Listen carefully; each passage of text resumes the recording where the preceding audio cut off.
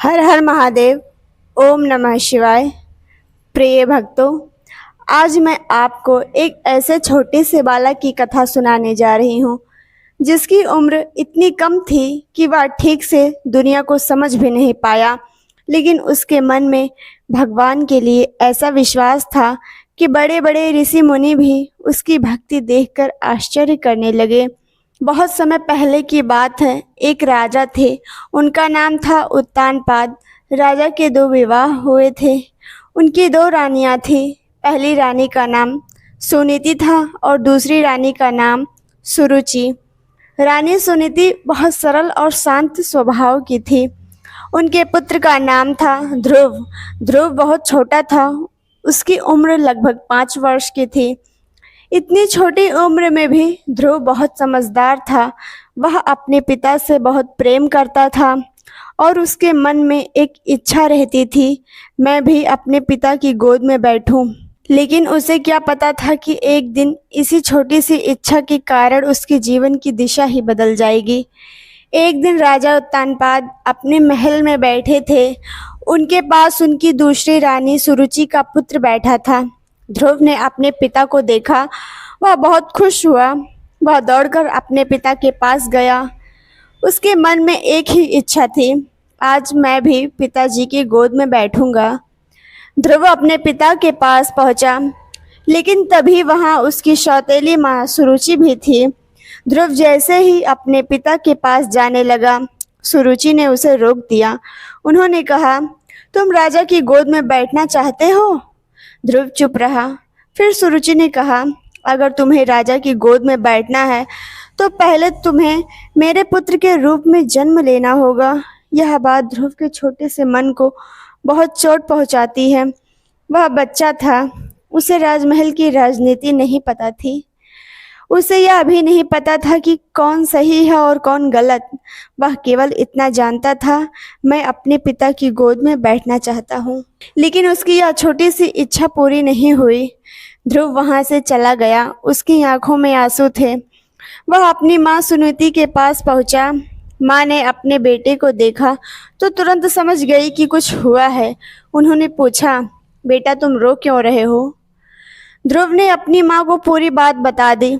माँ ने बेटे को अपने पास बैठाया, लेकिन उन्होंने अपने बेटे के मन में किसी के लिए नफरत नहीं भरी। उन्होंने ध्रुव से कहा, बेटा हमें किसी से बुरा व्यवहार नहीं करना चाहिए। अगर तुम्हें सच में कोई ऐसा स्थान चाहिए जहाँ से तुम्हें कोई हटा ना सके, तो उस भगवान की शरण में जाओ जो सबके हैं। ध्रुव ने पूछा, माँ भगवान मुझे कहाँ मिलेंगे? माँ ने कहा, अगर मन सच्चा हो तो भगवान को पाने की राह जरूर मिलती है। बस भक्तों, माँ की यही बात ध्रुव के मन में बैठ गई। ध्रुव ने उसी समय मन में निर्णय किया। उसने कहा, माँ मैं भगवान को ढूंढने जाऊंगा। माँ ने सोचा कि बच्चा है, शायद कुछ देर बाद भूल जाएगा, लेकिन ध्रुव नहीं भूला। उसके मन में एक ही बात चल रही थी, मुझे भगवान को पाना है। वह महल से निकल पड़ा। जरा सोचिए, एक 5 साल का बच्चा, न रास्ते का ज्ञान, न जंगल का अनुभव, न कोई साधन, लेकिन मन में भगवान का नाम जप। ध्रुव आगे बढ़ता गया। उसका लक्ष्य केवल एक था, भगवान को पाना। ध्रुव जंगल की ओर जा रहा था। तभी कथा के अनुसार उसकी मुलाकात महान ऋषि नारद मुनि से हुई। नारद जी ने उस छोटे बालक को देखा। उन्होंने पूछा, बेटा तुम इतनी छोटी उम्र में अकेले कहाँ जा रहे हो? ध्रुव ने अपनी पूरी बात नारद जी को बताई। नारद जी ने ध्रुव को समझाया। उन्होंने कहा, तुम अभी बहुत छोटे हो, घर वापस चले जाओ। लेकिन ध्रुव के मन में अब भगवान को पाने का संकल्प बन चुका था। उसने कहा, गुरुदेव अब मैं पीछे नहीं हटूंगा। नारद जी ने देखा कि यह बालक अपने निर्णय पर अडिग है। तब उन्होंने उसे भगवान की भक्ति का मार्ग दिखाया। उन्होंने उसे भगवान विष्णु का ध्यान करने की विधि समझाई और मंत्र का स्मरण कराया। ध्रुव ने नारद जी को प्रणाम किया और एकाग्र होकर भगवान की भक्ति में लग गया।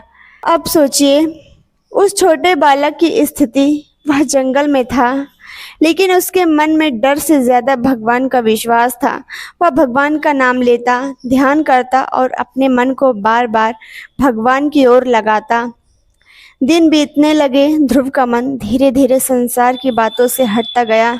अब उसे न राजमहल याद आता, न किसी से शिकायत थी, न किसी के प्रति क्रोध। उसके मन में केवल भगवान थे। वह कहता, हे प्रभु, मैं आपको पाना चाहता हूँ। ध्रुव की भक्ति इतनी गहरी होती गई कि उसका ध्यान पूरी तरह भगवान में लग गया। वह अपने संकल्प से पीछे नहीं हटा। उसने अपनी इच्छा को केवल राजगद्दी या सम्मान तक सीमित नहीं रखा। अब उसकी इच्छा थी भगवान के दर्शन। यही ध्रुव की भक्ति का सबसे बड़ा परिवर्तन था। जिस बच्चे ने शुरुआत में अपने पिता की गोद पाने के दुख में भगवान को खोजने का निर्णय किया, वही बच्चा अब भगवान को ही अपना सबसे बड़ा सहारा मानने लगा। ध्रुव की कठोर भक्ति से भगवान विष्णु प्रसन्न हुए। एक दिन ध्रुव ध्यान में बैठे थे। अचानक उनके सामने भगवान प्रकट हो गए। ध्रुव ने आंखें खोली तो सामने भगवान को देखकर वह स्तब्ध रह गया। वह कुछ बोल नहीं पाया। जिस भगवान को पाने के लिए वह घर छोड़कर आया था, आज वही भगवान उसके सामने खड़े हैं। ध्रुव भगवान को देखता रहा। उसकी आंखों में खुशी के आंसू आ गए। वह भगवान के चरणों में झुक गया। भगवान ने ध्रुव से कहा, मैं तुम्हारी भक्ति से प्रसन्न हूँ। तुम जो चाहो मांग सकते हो। यहाँ कथा का सबसे सुंदर हिस्सा आता है। ध्रुव भगवान के सामने खड़ा था। वह चाहता तो धन मांग सकता था, राज्य मांग सकता था, बहुत बड़ी शक्ति मांग सकता था, लेकिन भगवान को सामने देखकर उसका मन बदल चुका था। अब उसे समझ में आ गया था कि जिस भगवान को पाने के बाद कुछ और मांगने की जरूरत ही नहीं रहती, उसके सामने संसार की चीजें कितनी छोटी हैं। ध्रुव ने भगवान से भक्ति और उनका आशीर्वाद मांगा। भगवान ने उसे आशीर्वाद दिया। कथा के अनुसार भगवान ने ध्रुव को ऐसा स्थान दिया जो संसार में बहुत विशेष माना गया। उसे ध्रुव लोक से जोड़ा गया, जिसे परंपरा में स्थित और अटल स्थान का प्रतीक माना जाता है। इसी कारण आज भी जब कोई व्यक्ति बहुत मजबूत और अपने निर्णय पर अडिग रहता है तो कहा जाता है, ध्रुव की तरह अटल रहो। ध्रुव केवल एक बालक नहीं रहा, वह भक्ति और दृढ़ विश्वास का प्रतीक बन गया है। तो भक्तों, ध्रुव की कथा में सबसे बड़ी बात यह नहीं है कि उसने जंगल जाकर तपस्या की। सबसे बड़ी बात है उसका मन बदल गया। शुरुआत में वह दुखी था। उसे सम्मान चाहिए था, उसे अपने पिता का प्रेम चाहिए था, लेकिन भगवान की भक्ति करते करते उसके मन में एक बड़ा परिवर्तन आया।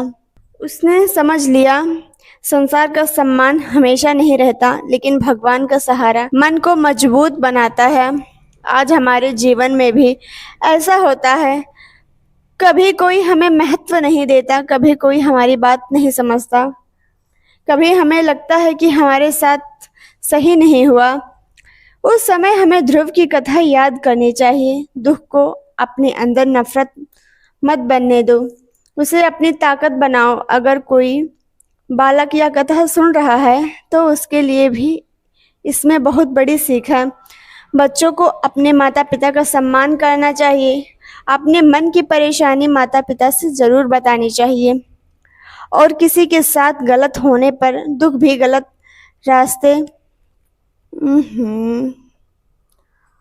और किसी के साथ गलत होने पर खुद भी गलत रास्ते पर नहीं जाना चाहिए। ध्रुव ने अपने दुख को गलत काम में नहीं बदला। उसने भगवान की ओर अपना मन लगाया। यही उसकी सबसे बड़ी जीत थी। आज की कथा हमें एक छोटे से बालक से बहुत बड़ी सीख आज की कथा हमें एक छोटे से बालक से बहुत बड़ी बात सिखाती है। उम्र छोटी हो सकती है, लेकिन विश्वास छोटा नहीं होना चाहिए। साधन कम हो सकते हैं, लेकिन हिम्मत कम नहीं होनी चाहिए। लोग साथ छोड़ सकते हैं, लेकिन भगवान पर विश्वास नहीं छोड़ना चाहिए। और सबसे ज़रूरी बात, अगर जीवन में कभी कोई बात आपके मन को दुख दे रहा हो तो तुरंत हार मत मानिए। किसी के प्रति नफरत मत रखिए।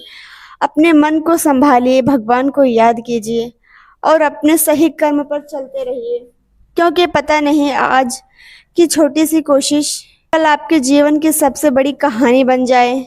यह ध्रुव की कथा का संदेश है। अगर आपको भी भगवान पर विश्वास है तो नीचे कमेंट में प्रेम से लिखे ओम नमो भगवते वासुदेवाय। और महादेव के भक्त हैं तो हर हर महादेव। भगवान आपके परिवार में सुख शांति रखें, आपके मन को मजबूत करें और आपके जीवन में सही रास्ता दिखाएं। जय श्री हरि। हर हर महादेव।